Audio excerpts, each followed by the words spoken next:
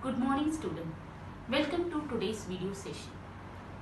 In today's video session we are going to learn standard 10 economics second unit globalization and trade.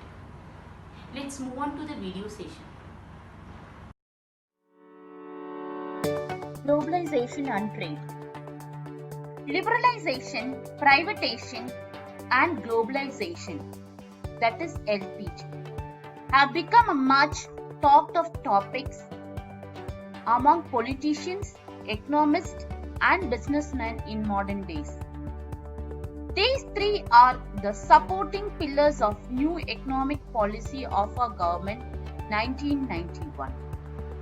Let's move on to the topic globalization. So what is globalization? Globalization is a process of integrating various economics of the world without creating any barrier in the free flow of goods and service, technology, capital and even labor or human capital. Under globalization, the international markets for goods and service are integrated. Basically, globalization signifies a process of internationalization plus liberalization. History of globalization. The term globalization was introduced by Professor Theodore. The historical background of globalization can be discussed on three stages.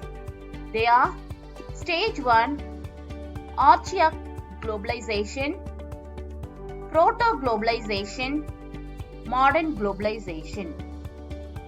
Now we move on to Archaic globalization. During the Hellenistic age, an earlier form of globalization existed. It was known as Archaic globalization. When commercialized urban centers were focused over a wide range from India to Spain, the trade link between Roman Empire, Parthian Empire and Han Dynasty made commercial link between these powers inspired the development of the Silk Road. The Islamic Golden Age and the advent of Mongol Empire facilitated travel along Silk roads. This pre-modern phase is known as Archaic globalization. Next, Proto-globalization. This phase was characterized by rise of maritime European empires like the Portuguese, the Spanish, the Dutch and the British empires.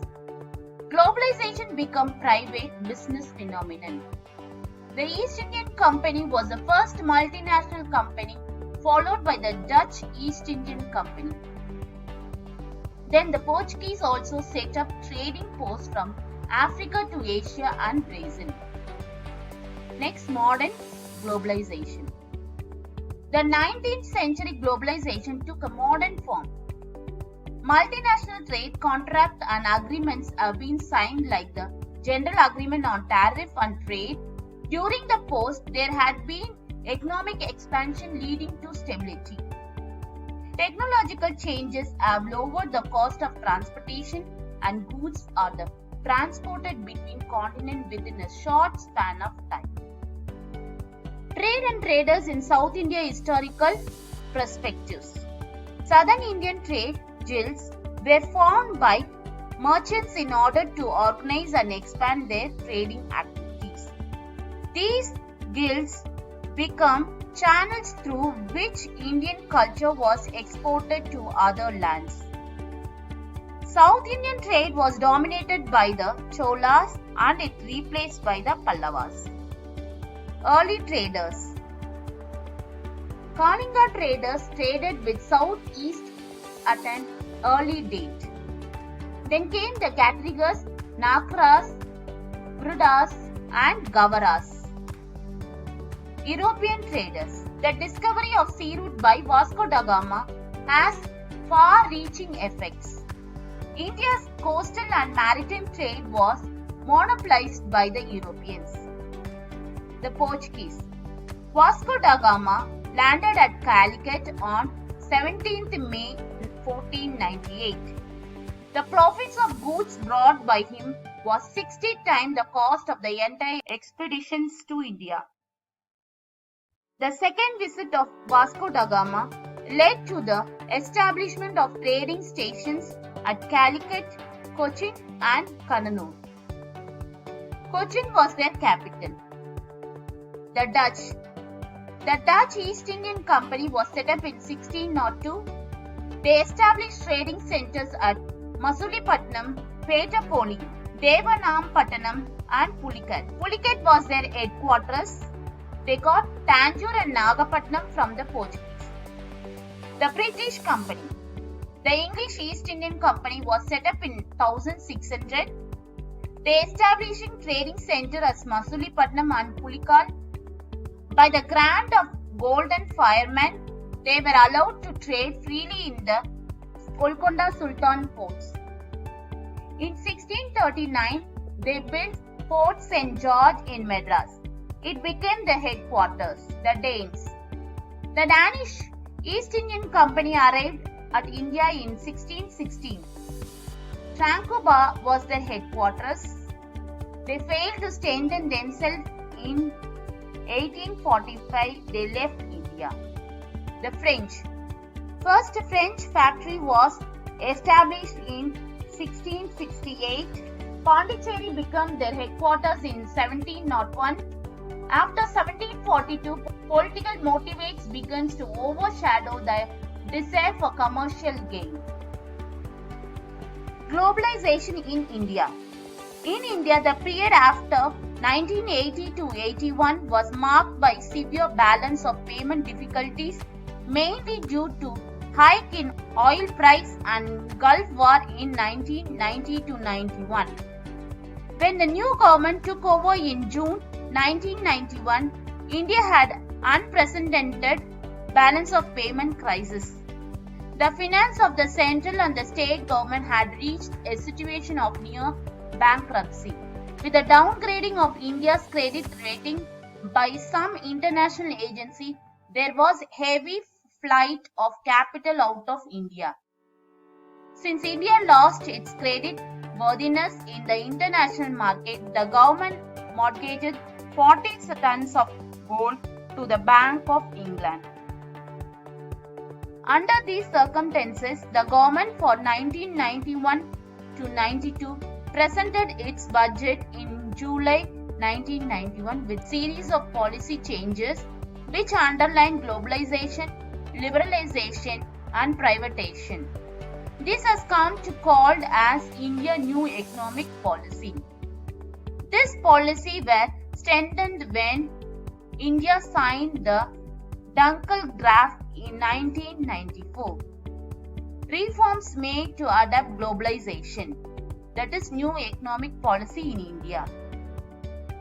The new economics policy are abolition of industrial licensing except for a few industries, reduction in the number of industries reserved for public sector, fixation of a realistic exchange rate of rupees to exchange export of Indian goods, foreign private sector by making rupee convertible on trade, on current account and by reducing import duties.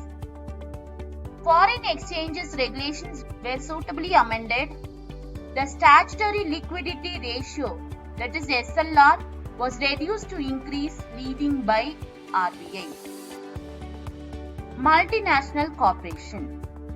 Multinational corporation is a corporate organization which owns or controls production of goods and service in at least one country other than its home country, otherwise called multinational corporations or transnational corporation or multinational enterprise.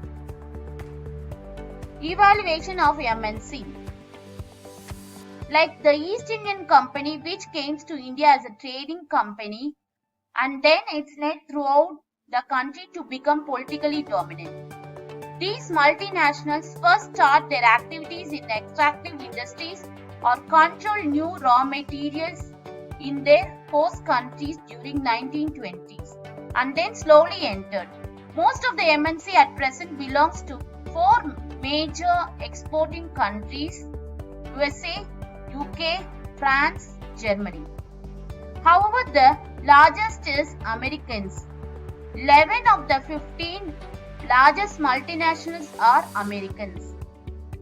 In 1971, the American corporation held 52% of the total world stock of exchange direct investment.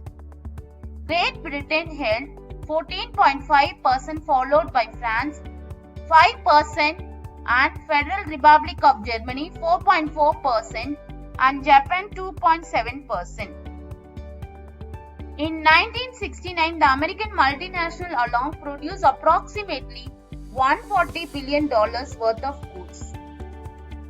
Reason why India is attractive to MNC: growing economy, growth of the middle class and those with disposable income, general population growth, talent pool, high output center, easier access to capital. These are the reasons why India is attracted to MNC. Let's move on to the advantage and disadvantage of globalization. Advantages: investment of foreign capital, generation of employment, use of advanced technology, growth of ancillary unit, increase in exports and inflow of foreign exchange, healthy competitions. Disadvantage: least concern for priorities of host countries, adverse effect on domestic enterprises, change in culture. Fair trade practice and World Trade Organization. So first we'll see what is fair trade. Fair trade is a way of doing business that ultimately aims to keep small farmers an active part of the world marketplace. Who are the beneficiaries of fair trade practices? That is the person who gets the benefit. They are consumer, trader or companies and producers. What are the principles of Fair Trade Federation? The principles are: create opportunity and sustainable development, develop transparent and accountable relationship, build capacity, promote fair trade, pay promptly and fairly, support safe and empowering working conditions, ensure the rights of children, cultivate environmental stewardship. Under the fair trade policy, we have GATT, WTO, TRIP and TRIM. So first we'll see what is a GATT. GATT, General Agreement of Trade and Tariffs. GATT primarily proposed was to increase international trade by reducing various tariffs, quotas and subsidies while maintaining meaningful regulations. WTO, that is World Trade Organization. The World Trade Organization was set up in 1994. An agreement to this effect was signed by 104 members. It came into force from January 1st, 1995. At present, there are 164 member countries. Its headquarters is in Geneva, Switzerland. Its members are Director General, 4 Deputy Director Generals and other 600 official staffs from around 800 member countries. The WTO mentions 5 types of subsidies which reduce the cost of doing business. They are cash subsidies, assumption of risk, stock purchase, tax concession, government procurement policies. Now we'll move on to objectives of WTO. The objectives are to set and enforce rules for international trade, to provide a forum for negotiating and monitoring further trade liberalization, to resolve trade disputes. Interaction of sustainable development and environment can go together. To ensure that developing countries secure a better share of growth in world trade, to increase the transparency of decision-making processes, to ensure full employment and broad increase in effective demand. Next, TRIPS. TRIPS means trade-related aspects of intellectual property rights.